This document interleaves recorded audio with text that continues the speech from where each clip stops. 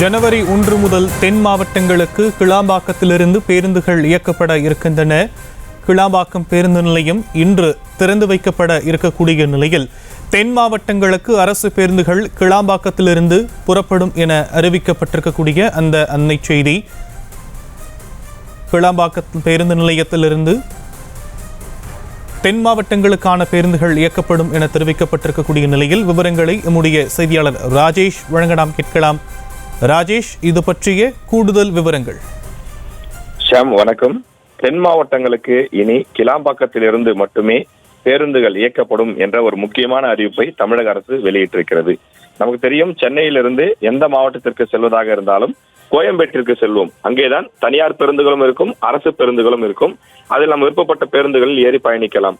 ஆனால் இனி தென் மாவட்டங்களுக்கு, குறிப்பாக மதுரை, தேனி, திண்டுக்கல், அதே போல நெல்லை, தூத்துக்குடி, கன்னியாகுமரி உள்ளிட்ட அந்த தென் மாவட்டங்களுக்கு செல்லக்கூடியவர்கள் இனி கோயம்பேட்டிலிருந்து பேருந்துகள் இயக்கப்படாது.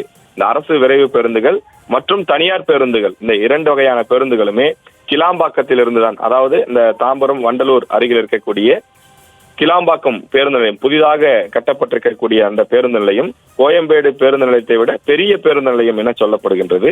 அந்த பேருந்து நிலையத்தை தமிழக முதலமைச்சர் இன்றைய தினம் திறந்து வைக்கின்றார். இனி, அதாவது ஜனவரி 1ஆம் தேதி முதல் தென் மாவட்டங்களுக்கு செல்ல வேண்டும் என நினைப்போர், மிக முக்கியமாக பொங்கல் பண்டிகைக்கு சொந்த ஊருக்கு செல்ல வேண்டும் என விரும்புபவர்கள், தென் மாவட்டங்களை சார்ந்தவர்கள் இருந்தால் இந்த விஷயத்தை கவனத்தில் கொள்ள வேண்டும்.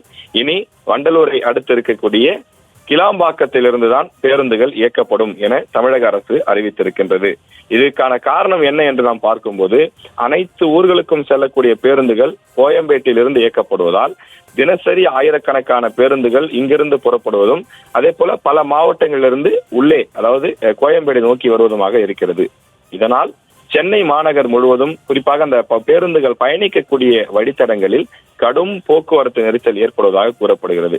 நமக்கே தெரியும், இந்த பெருங்களத்தூரை தாண்டுவது என்பது பாதி ஊரை தாண்டியதற்கு சமம். அவ்வளவு நேரம் எடுக்கும்.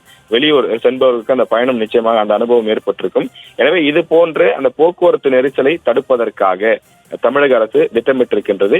எனவே புதிய பேருந்து நிலையம் அங்கே இன்றைய தினம் திறக்கப்படும் நிலையில் இனி தென் மாவட்டங்களுக்கு செல்லக்கூடியவர்களுக்கு கிளாம்பாக்கத்திலிருந்து இயக்கப்படும் என தெரிவிக்கப்பட்டிருக்கிறது. அதே நேரத்தில், சரி, நம்ம தென் மாவட்டங்கள்ல கிளாம்பாக்கம் வரைக்கும் வந்தாச்சு, அங்கிருந்து சிட்டிக்குள்ள எப்படி வர்றது அப்படின்னு ஒரு கேள்வி எழலாம். அவர்களுக்கும் தனி பேருந்து வசதிகள் ஏற்பாடு செய்யப்படுகிறது. அதாவது இந்த கனெக்டிங் பஸ்ஸஸ் என்று சொல்லக்கூடிய வகையில் கிளாம்பாக்கத்திலிருந்து வேளச்சேரி, கோயம்பேடு, அதே போல நுங்கம்பாக்கம் உள்ளிட்ட பல பகுதிகளுக்கு கனெக்டிங் பஸ்ஸஸ், பெரம்பூர், ரெட்டில்ஸ், எம்கேபி நகர், டிவிகே நகர், அதே போல கேகே நகர், ஸ்ரீபெரும்புத்தூர், குன்றத்தூர், திருவேற்காடு உள்ளிட்ட பல பகுதிகளுக்கும் செல்லக்கூடிய கூடுதல் பேருந்துகள் கனெக்டிங் பேருந்துகளாக, இணைப்பு பேருந்துகளாக இயக்கப்படும் என்று தெரிவிக்கப்பட்டிருக்கிறது. எனவே பொங்கல் பண்டிகைக்கு ஊருக்கு செல்ல திட்டமிட்டிருப்போர் இதனை கவனத்தில் கொள்ள வேண்டும்.